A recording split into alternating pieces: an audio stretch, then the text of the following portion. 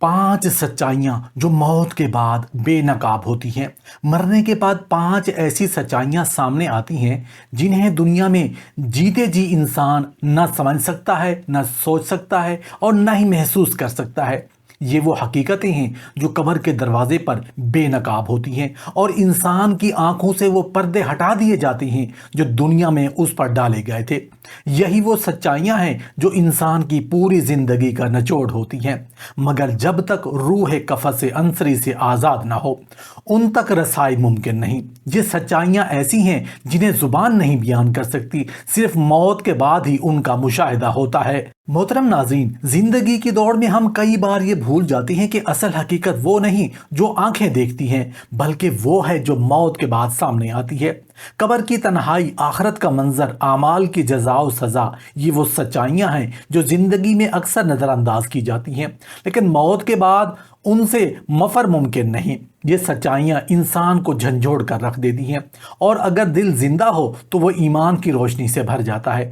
آج ہم بات کریں گے ان 5 ایسی سچائیوں کی جو موت کے بعد بے نقاب ہوتی ہیں اور جو ہماری زندگی، سوچ اور عمل کو بدلنے کے لیے کافی ہیں۔ پہلی سچائی، پہلی موت ایک آغاز ہے، انجام نہیں۔ ہم موت کو ایک انجام سمجھتے ہیں، حالانکہ قرآن ہمیں بتاتا ہے ہر نفس کو موت کا ذائقہ چکھنا ہے، پھر تم ہماری طرف لوٹائے جاؤ گے۔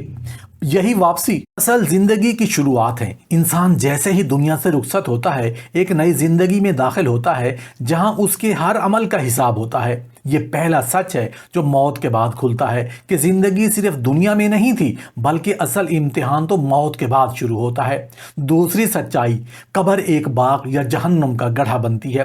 نبی کریم صلی اللہ علیہ وآلہ وسلم نے فرمایا، قبر یا تو جنت کے باغوں میں سے ایک باغ ہے یا جہنم کے گڑھوں میں سے ایک گڑھا۔ یہ سچائی موت کے فوراً بعد انسان پر عیاں ہوتی ہے۔ نیک اعمال والے کے لیے قبر کشادہ، نورانی اور پرامن ہوتی ہے، جبکہ گناہگار کے لیے تنگ، اندھیری اور دردناک۔ یہ وہ مقام ہے جہاں انسان اپنے عمل کا پہلا مزہ چکھتا ہے۔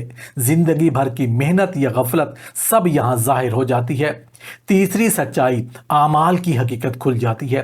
دنیا میں ہم اپنے اعمال کو چھپا لیتے ہیں، مگر موت کے بعد ہر عمل ایک زندہ شکل اختیار کر لیتا ہے۔ قرآن فرماتا ہے، اور ہر انسان کے ساتھ ہم نے اس کا نامہ اعمال باندھ رکھا ہے اور قیامت کے دن ہم اسے کھلی کتاب کی صورت میں پیش کریں گے۔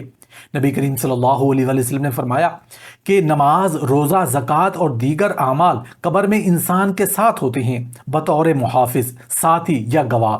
یہ وہ لمحہ ہوتا ہے جب انسان کو اپنے سچے کردار کا سامنا ہوتا ہے۔ چوتھی سچائی، حق و باطل کا فرق واضح ہو جاتا ہے۔ موت کے بعد سچ اور جھوٹ، نفاق اور اخلاص، ایمان اور کفر کے درمیان کوئی پردہ نہیں رہتا۔ جو شخص دنیا میں شک میں تھا، جو حق کو چھپاتا یا جھوٹ کا سہارا لیتا تھا، اس پر حقیقت کھل جاتی ہے۔ قرآن فرماتا ہے، پھر ان کی آنکھیں کھل جائیں گی۔ انسان کو پتہ چلتا ہے کہ جس چیز کو وہ معمولی سمجھتا تھا وہ اللہ کے نزدیک کتنا اہم یا ناپسندیدہ تھا۔ یہاں کوئی فریب نہیں، کوئی دنیاوی پردہ نہیں، صرف حقیقت۔ پانچویں سچائی، ندامت کا کوئی فائدہ نہیں رہتا۔ موت کے بعد انسان چاہے کتنا بھی روئے، چیخے، معافی مانگے، مگر توبہ کا دروازہ بند ہو چکا ہوتا ہے۔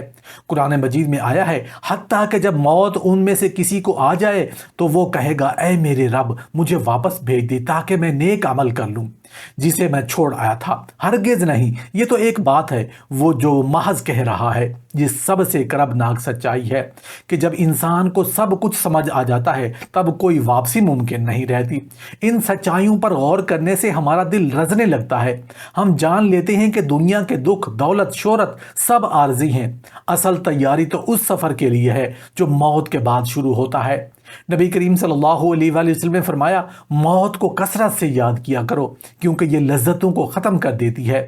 یہ حدیث ہمیں یاد دلاتی ہے کہ موت کو یاد کرنا ہمیں سنجیدہ، متقی اور باعمل بناتا ہے۔ لہٰذا اگر ہم ان 5 سچائیوں کو دل میں جگا دیں کہ موت ایک نئی شروعات ہے، قبر ہمارا آئینہ ہے، اعمال ہماری حقیقت ہیں، تو سچ و جھوٹ بے نقاب ہو جائیں گی اور بعد از مرگ ندامت بیکار ہے۔ تو شاید ہماری زندگی میں وہ تبدیلی آ جائے جو اللہ کو پسند ہو۔ آئیے دعا کریں کہ اللہ ہمیں ان حقائق پر غور و فکر کی توفیق دے اور ایسا ایمان عطا کرے جو ہر وقت ہمیں آخرت کی فکر دلاتا رہے۔ آمین۔